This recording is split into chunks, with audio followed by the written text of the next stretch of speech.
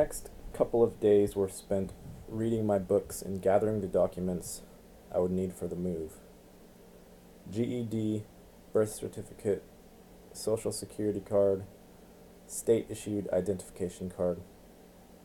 I found it sickening how much paperwork, covered with digits, codes, and official-sounding language and exotic inks it took to simply move to a new state.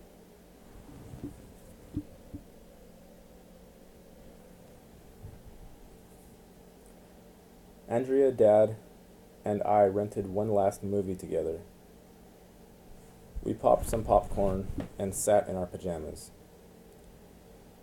Afterward, we played a board game. Andrea packed me a few of my favorite meals in plastic containers for the road trip. Isis called me and Joseph, and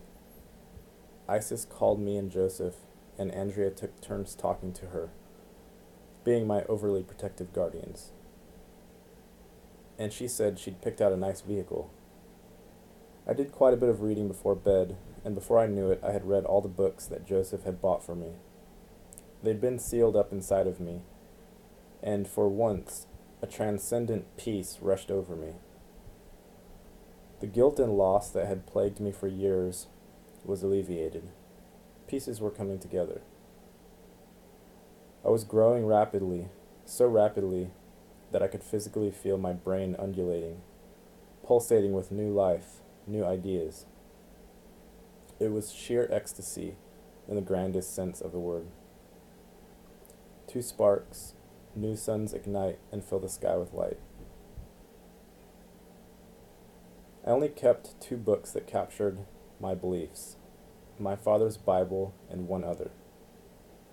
I felt that I owed it to the light elf that had graciously given me access to this wealth of knowledge. My favorite was a book called Ishmael, written by an author named Daniel Quinn. It was about a gorilla that learned how to communicate with humans and decided that he would teach humans his uniquely qualified worldview. It washed away every bit of cultural brainwashing I didn't even know I had undergone, and gave me a brand new way to view the world. It also taught me that the bond of teacher and student is more important than love. That book meant a lot to me, and I couldn't just leave it behind. My bags were packed. Isis and I had all of our plans and maps ready. I was all set to spend my last night in South Carolina. I put all of my things neatly by the door. It is weird looking at all of my worldly belongings in one pile. I was surprised at how small it was. I turned on some farewell music and drifted off to sleep in a fit, stirring more than once before surrendering to slumber's quiet peace. I thought of the Caseys and Shepherds as I slid under.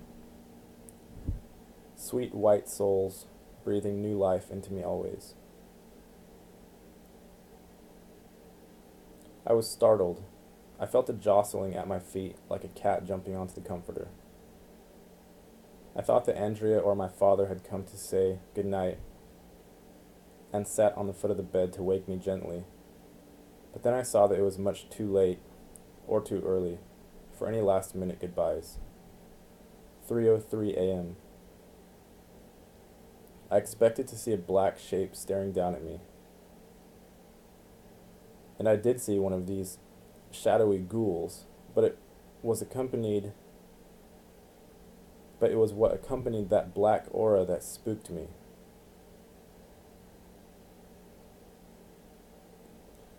A gray alien stood right in the middle of that misty blackness. Except this creature was not bald, as in the gift shops of Roswell. It had slick, shiny black hair down to his shoulders, and a black jumpsuit that looked like ultra-tiny scale mail. Instead of the traditional, big, buggy black eyes, it had small golden green eyes, slitted like a cat's. I cocked my head and stared vapidly like panic used to when I confused him with a bizarre human mannerism. I tried to talk, but I couldn't. As I struggled, I could feel myself channeling the speech of someone much more powerful than myself. Release the boy, he is not yet ripe. You have no claim over him. He has been given the gift of 7, 9, 13, 33, 303, and 2012. I tried to regain the use of my mouth to say something to the staring alien that stood over me. But as I tried to decide what I should say, it was as if the alien could hear my thoughts, and he responded to them silently, empathetically, as if his thoughts were my own. I am the forgotten son of an ancient visitor, pulled from aged bones, and my mother is the coil of human genes, the feline, the organized ant, and the low-bellied reptile. My 12 masters have given me, and those like me, the ability to find the budding, the star children. Your mind is transitioning, and you have drawn me to you with your high resonance. We are here to take you away. We are the army of the new dawn, the serpents of the 7 bowls. The alien spoke in a hiss that rattled through my brain. I felt a very threatening and malevolent aura surrounding him, but his thoughts were almost mechanical, as if he were part machine. He had emotions, but no true consciousness, just a series of chemical and electric impulses. If I had to guess, I would say that he wasn't even really talking to me telepathically, but someone else was talking through him. This creature gave me the impression of a haunted house, wherein an imprint was left on space and time, a dark emotion. But the house is empty, because no one will live there due to the malevolent feeling the house gives off, and thus no active consciousness can overcome the dark emotions, and the house is left to rot, just an empty, broken shell.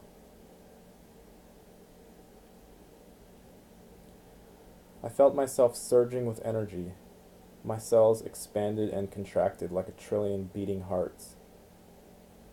My atoms hummed and buzzed with power, jumping in and out of this timeline, going God knows where, and reuniting with my solid core, bringing back with them a secret subconscious message. The Logos moved through me like heavy rain, through the branches and leaves of a tall tree.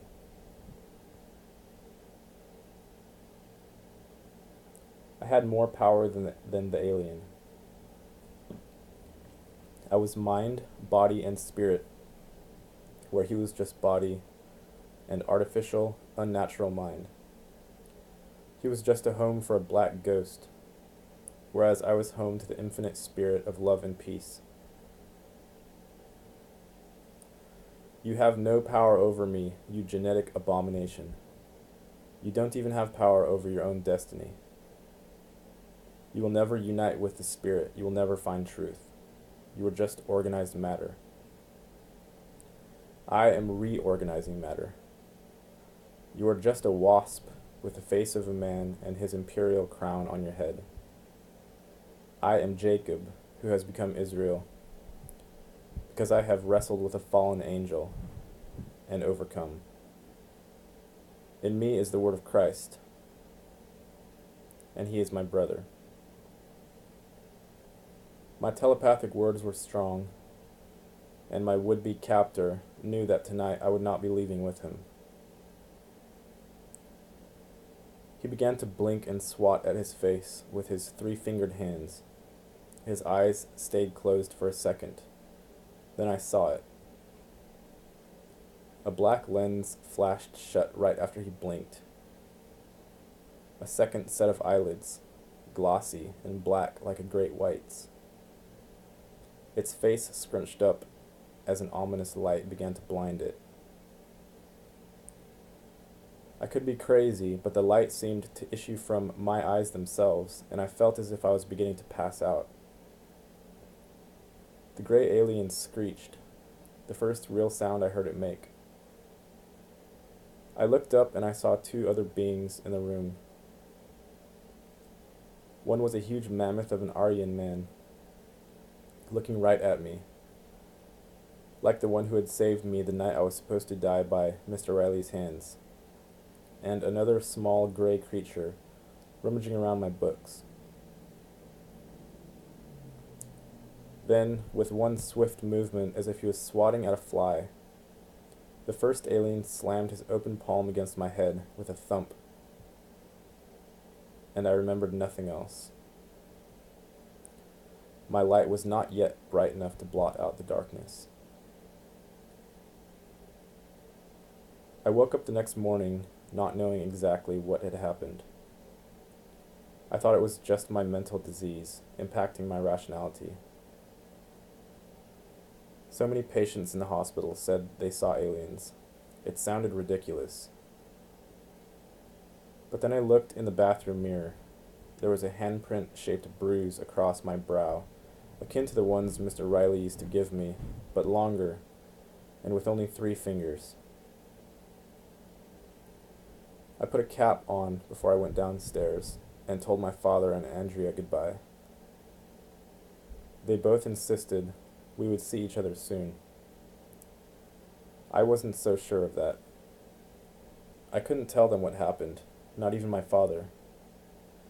Any illusion of sanity I had managed would disappear.